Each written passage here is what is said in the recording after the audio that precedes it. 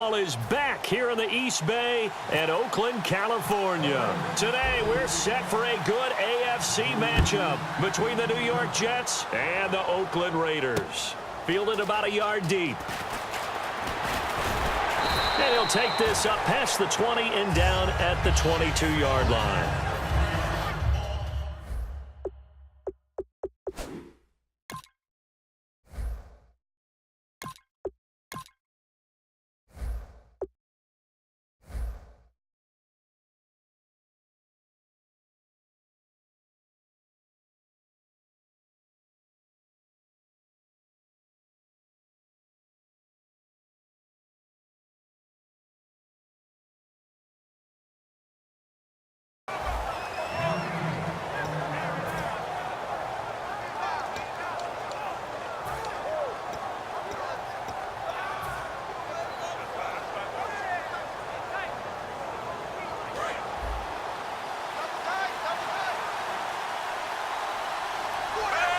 Possible run anticipation here as the D-line sandwiches together. And Austin Safarian-Jenkins has it.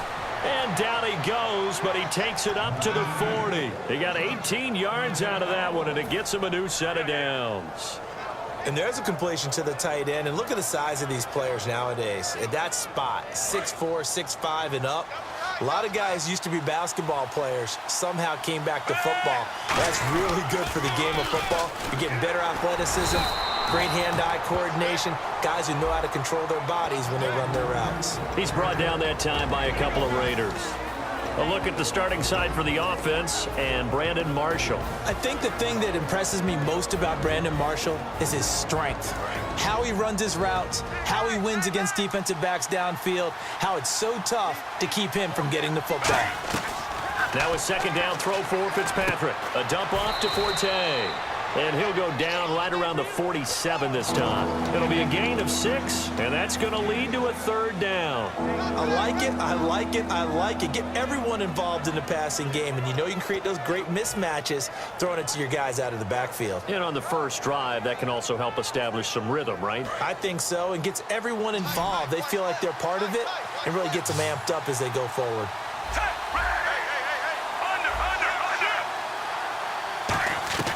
Third and short yardage, Fitzpatrick. Looking for Marshall, but it's intercepted. Picked off by Sean Smith. And they have the football and will set up shop at the 33-yard line. Certainly not how they envisioned ending their opening drive here in the first quarter. Too many ones in this play.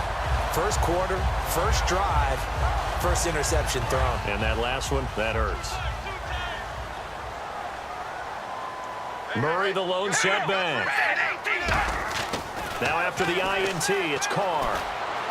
And there is Amari Cooper, his first catch. And he's brought down, but not before getting across midfield to the 45. So Amari Cooper out of Northwestern High School in Miami making a nice play there. And it's so funny that when I was going through the draft process when he came out of Alabama and was inquiring about him and his skills, they say it all began back in Miami. He really became a pro receiver at a young age because of his attention to detail and precision. But don't forget his athletic ability. That's what made that catch there. And he did spend 1 year with Teddy Bridgewater as his quarterback there, so that helped back in high school. And a lot of the weight of this offense falls on the shoulders of the running back. That's because the offense knows if they give him any openings, any opportunities, he can turn it into a big play at any time. And down to the 36-yard line here. Murray had the 1,000-yard season in 2015, followed that up with 788 last year. Now, also in the mix in Oakland, you had Washington, you had Richard. How do you see this backfield playing out going forward? I think you'll see a similar combination going forward. I think that's one of the reasons that he dropped from a 1,000-yard runner to 788 because they had other options. They were able to bring in Washington, Richard. They can use different plays for those guys, a lot of versatility, and really upgrade their offense with an infusion of speed. But Latavius Murray, I think he'll still continue to be the lead guy out of that trio. And Brandon, from our time in college football, where receivers weren't running the traditional NFL route tree, one thing they did learn, find open areas, find soft spots, and set up and catch the ball. And I think we just saw that there. Yeah, we saw that indeed, picking up the first. On 1st and 10, here's Carr. A right side catch by Crabtree. loss of a full 3 yards, and now it's second down. Now that was well defended, and as a cornerback, what you're taught when you see a wide receiver screen, either you get underneath the play before the blocking forms, or you're going to have to fight your way through it by getting through some blocking. That was a really nice play there. He was trying to get it to Seth Roberts, and it's third down. All right, as we punch up the starters defensively for the Jets here, Charles, I want to ask you about Darrelle Revis. Some questions surrounding where he fits in going forward. Could he make a move to safety in 2017? It's hard for those guys who are used to playing one position to make a move later because in their mind, it makes it sound like they can't do it anymore. But think about his predecessors. Ronnie Lott moved from corner to safety. Charles Woodson moved from corner to safety. I think Darrelle Revis can do the exact same thing. Amari Cooper, his intended receiver, and now it's fourth down. Out is Janikowski now for the Raider field goal try. This is a 49-yard attempt, right hash.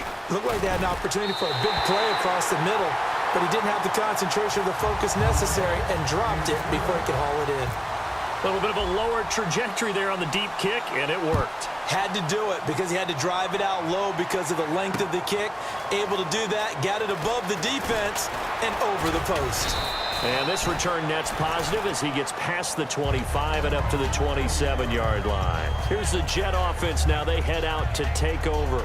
And following the interception, we'll see what they can put together on this drive.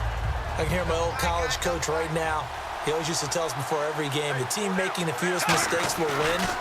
What they're hoping is that last mistake is their only one of the game. Coaches, that's all they talk about, turnovers, right? Minimizing those and maximizing opportunities. Looking back at this year for Matt Forte, best game came in week 2 at 3 touchdowns, rushed for over 100 yards. Altogether, 8-13 on the season. Missed the last couple games with an injury. So how do the Jets look at that position going forward? Well, I'm about to provide motivation for him because I know that if he hears this, he'll say, I'll show you. But I don't think he's a lead back anymore. I think the Jets need to look to get one of those guys and make Matt Forte a complimentary piece. Be a terrific third down back. He pass blocks well, he catches it terrific out of the backfield, and can surprise you running the football. I still think there's value for him. I just don't see him in the lead role any longer.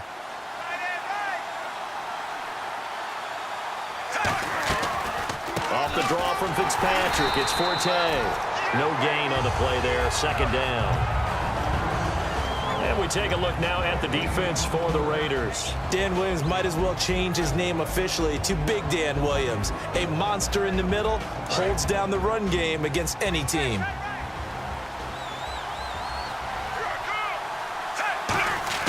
Second down, Fitzpatrick. And this one's incomplete. Quincy Anoon with the intended receiver. And that takes us from second to third down.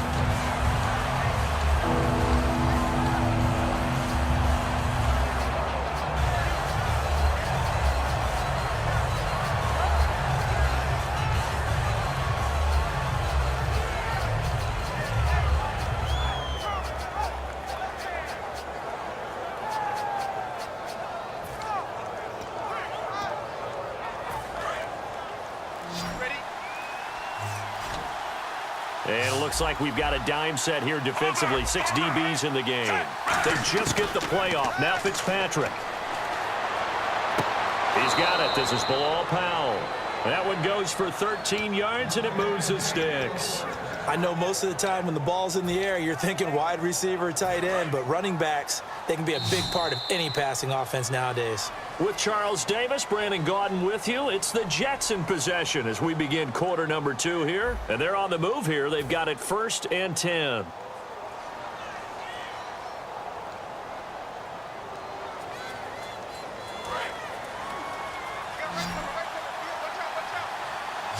And the D-line pinching together must be expecting the run. They come up in an offset eye. On first down, this is Forte. And he got blown up. Losing yardage on the play back at the 44. It's a loss of 2 there, bringing up second down. Partner, we're into the second quarter, and I guess you can kind of look at it both ways. The offense, they've got to figure out what they're going to do because they haven't scored any points. But if you're the defense, you're feeling great about what you've got going on. The only concern you have, if you get to the half, what adjustments will the offense make to try to defeat you? Maybe a gain of a yard that time, but from the spot, actually no gain. So 3rd and long.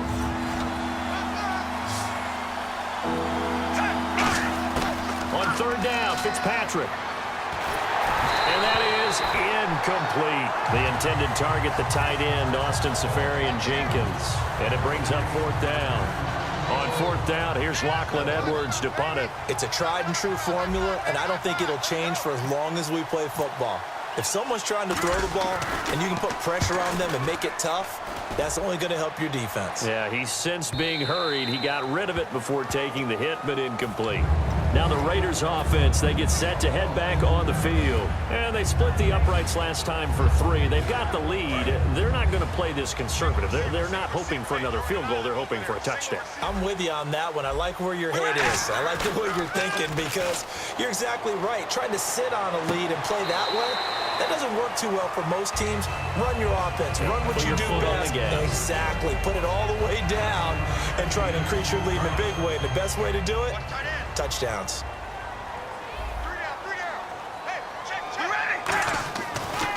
Now Carr going to give it to Murray on the draw play. And he's able to take this one up to the 35-yard line. It'll go as a gain of 6 that time, and it moves the chains as well. 2nd and 1, and people want to run the football. This is where every back in the league is supposed to do exactly what we just saw there. Pick up the first down. They go back to Murray on first down. And he is going to lose yardage here. It's a loss of 8 there on the first down play. But that is not my father or my grandfather's defensive tackle, because those guys, they were pretty static on the line of scrimmage, just kind of hold things up, and if plays came to them, they made some tackles. Nowadays, your job is to get upfield, get into the offensive backfield, and make plays. And oh my goodness. Oh, this is taken in. It's complete. A big play there for the Raiders. 35 yards.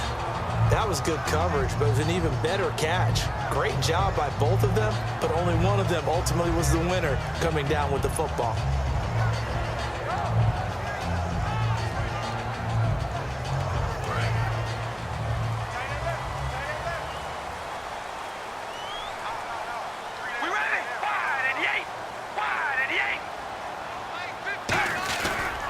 On first down, Murray. And a short gain there down to the 37-yard line. Just a yard on the first down carry, so it's 2nd and 9. And that's the type of play that'll fire up a defense. Hold them to 1 yard on a first down run. It'll be interesting to see if the offense decides to press the run at all, or if they'll abandon it now after gaining only 1 on that play. On 2nd down, here's Carr. Caught left side to Crabtree. 12 yards there as they move the chains. And for that man, Crabtree just finished his 8th NFL season. Of course, the first 6 in San Fran, last 2 with the Raiders. Barely topped the 1,000-yard mark, but he did 1,003 this season. It's been interesting to watch the career arc of Michael Crabtree, because you remember when he came out of college, came out of Texas Tech, he was seen as a pure #1 receiver. Many thought he was going to be a future All-Pro. But he settled in as the #2 guy in Oakland, and I think that's been great for him. Taking the pressure off of Amari Cooper and making plays himself.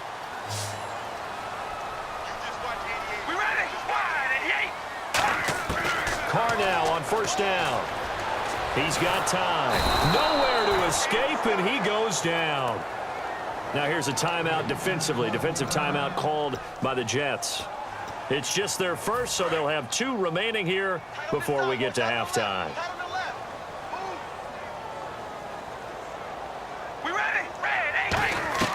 Now Carr throwing on 2nd down. And pressure coming, and they got him once again.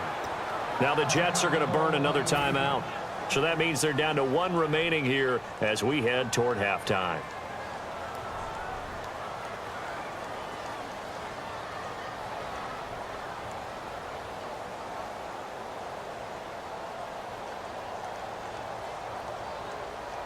Ninth play of the drive now on 3rd and a country mile.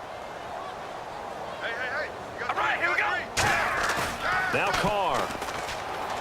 And now the ball's out. Carr lost it. Fumble. And they'll start out with great field position at the 47-yard line in enemy territory.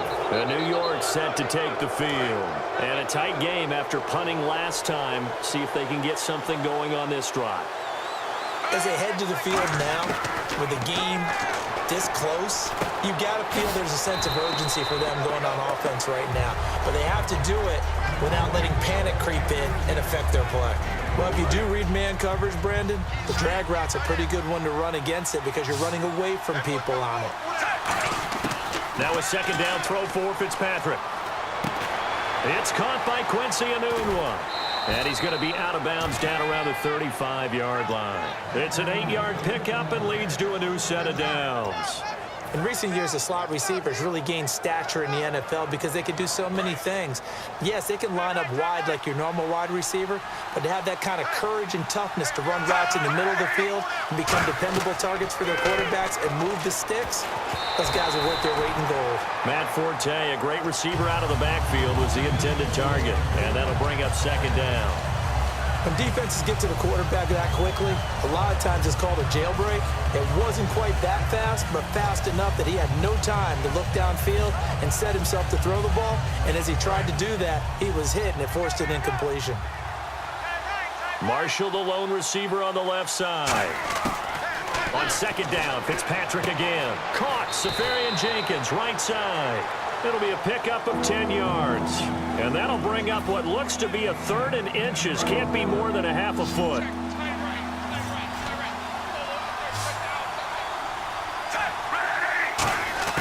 Fitzpatrick again. Hard throw, incomplete. Eric Decker was the intended receiver, and that brings up 4th down. I have to say that was a surprise call on 3rd and inches. I thought they'd try and run the football there, but you got to believe they thought they'd surprise the defense and pick up something downfield, but that one goes incomplete. The field goal unit's going to stay put on the sideline. They're going to go on 4th down here.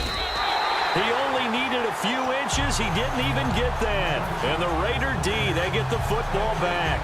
And now Oakland ready to take the field. And last drive, obviously not what you're looking for. You've got the lead. You got to protect the football.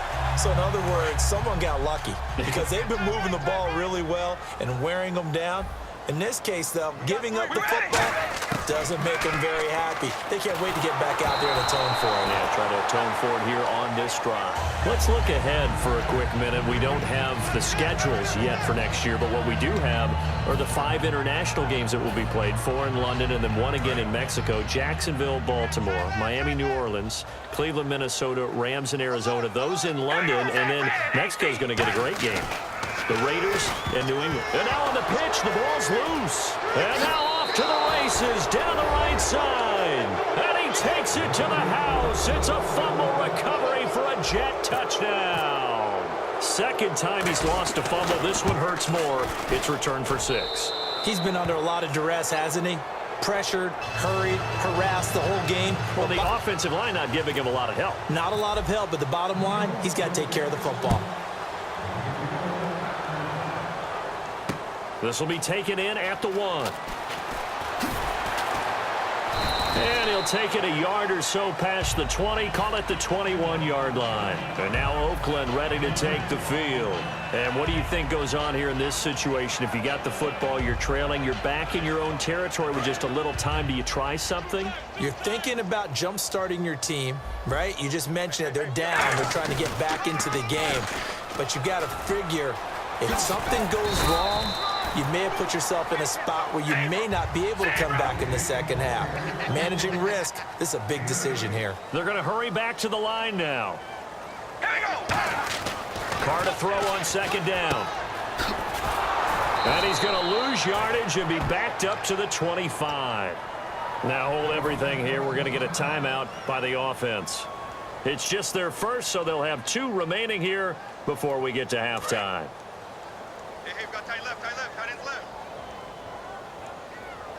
One receiver to the left is Cooper. Throwing now is Carr. And that's complete to Walford. And he's got the first before he's brought down at the 39-yard line. There's so many things to watch for when you play defense. And reading your keys, you always hear about that, and having your eyes in the right place. Sometimes your eyes can fool you. How about that play action there? And it sprang the big guy, didn't it? Able to dump it over the top to him. And when all else fails as a defender, when you're not there in the coverage, your best friend is exactly what we saw there. A big play shot taken by the offense, Unfortunately, it ended in a big drop. They come up in an empty set. 4 wide receivers, 1 tight end. And this is caught on the sideline. But no, they'll say out of bounds. He caught it but was not in bounds. Incomplete. I think you have to chalk that one up for the defense there. Someone right on the spot. Excellent coverage. Didn't leave him enough room to come down inbounds, even though he did catch the football. He's going to loft one deep left side here. And this is caught at the 20. And he'll be down deep into Jet territory. Now whistles come in. We're going to get a timeout here by the offense. So as they take it over, we step aside.